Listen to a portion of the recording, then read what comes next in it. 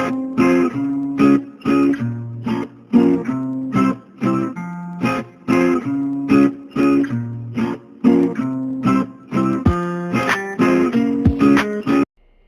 everyone, this is Callie with Callie's Trucking Adventures, and I am just here to just let you know about something I forgot to tell you guys. So, I have had my gosh darn truck hit twice now.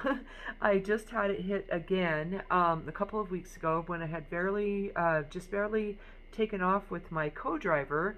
We were over in California at the Salinas Flying J, and I was just getting ready to take off and go pick up my load when there was a truck backing in, and I saw it coming close to me, and I was like, oh my gosh, I think he's going to hit me.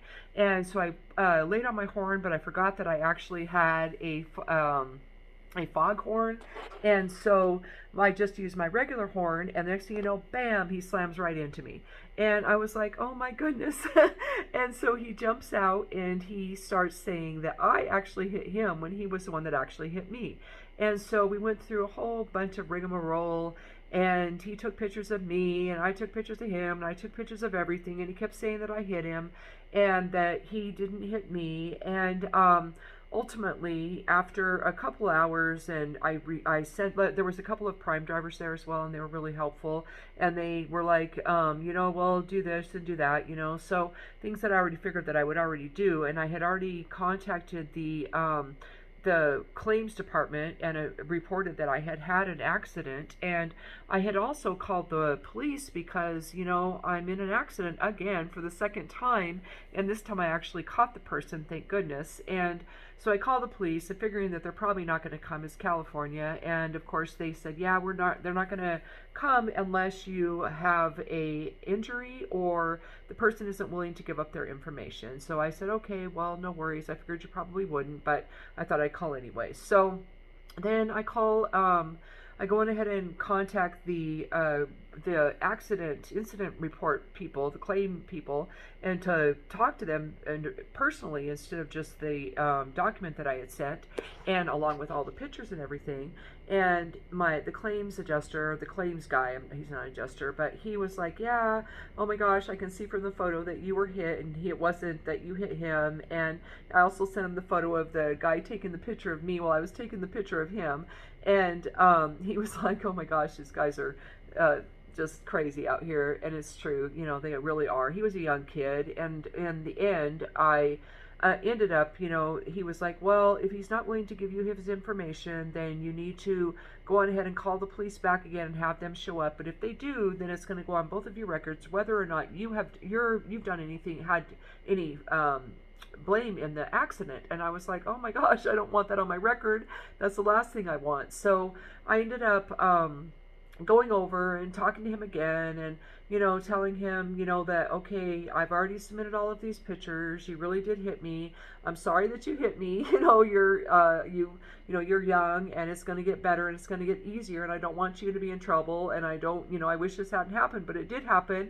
And so I just need your information, your driver's license and your insurance, and here's mine, so that we can move on and proceed forward. And he was like, oh, well, we're not going to press any charges because there was no damage, or minimal amounts of damage. And I was like, well, yeah, that's true, but you still hit me, and you hit my deer guard. It was only my deer guard, but either way, you hit it. It's got damage to it, and when I turn in my truck, they're going to try to charge me for that damage. And so, unfortunately, this is the second time that I've been hit since I came out here, and I have already paid $1,000 deductible, and so I'm going to have to report your information. So, here's my information. Please give me yours, and I'm sorry. And so, anyways, he ends up giving me his information. Well, he didn't have insurance information, but he did have his driver's license or his CDL license. And so I got that information and submitted that off. So far, I haven't heard anything. There's not a significant amount of damage to the deer guard, but there is enough to the point where, when I turn it in,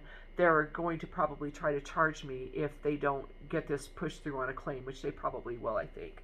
And as far as his damage, really, it was just his tire. He had those little pointy what do they call them? I'm sorry, I know that I should know what they are, but the bolts, the bolts for the tire, he had those little pointy ones that point out and they're all sharp, and I think because we're actually plastic, but because as soon as the lug nuts, that's what they're called. I'm sorry, guys. So he had the lug nuts and they were pointy and plastic, and as soon as he slammed into me, they like busted off. And so the picture you could see that his tire was faced towards the deer guard, and that really, like I said, it was him that made the mistake and not myself. So yeah, that happened while I've been out. I had meant to tell you guys that already, so I thought I'd go ahead and share that with you. Man, you got to be on your guard out here. There's just like a couple days after that, we were driving. Oh my goodness, I would love to be able to tell you where it was. It might have been Kansas, but I'm not. It might not have been. It might have been Indiana. And there was a truck that was parked close to the right, like in the lane to exit and enter the. I think it might have been a Flying J or a Love's. I don't recall. But anyways, he was parked right where I know better than to park. That's just like asking for an accident to happen, asking for somebody to hit you, because they're going to hit you, and then they're going to keep on going. And sure enough, the guy's whole front fender was torn off, his mirror was torn off, and the person was gone. And so clearly that is what happened to him. And unfortunately, that's what we see out here, apparently. I guess people are just hitting people and keeping on going if at all possible. But either way, I just want to share that with you guys, tell you guys about that. I decided that, my APU is not going to be fixed until Sunday.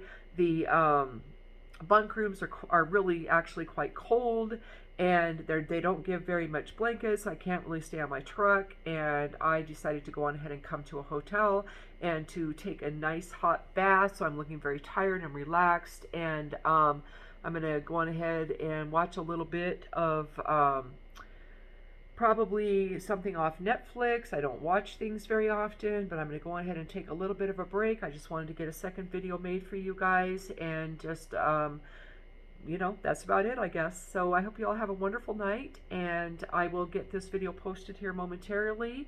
I hope you're all doing great out there. Be safe out there. Wishing you safe and prosperous travels to all of my fellow trucker family, and to everyone else, I hope you're having a great weekend, and I will chat with you soon, or chat with you soon. All right, guys, take care. Laters. Peace out. Bye-bye. Laters.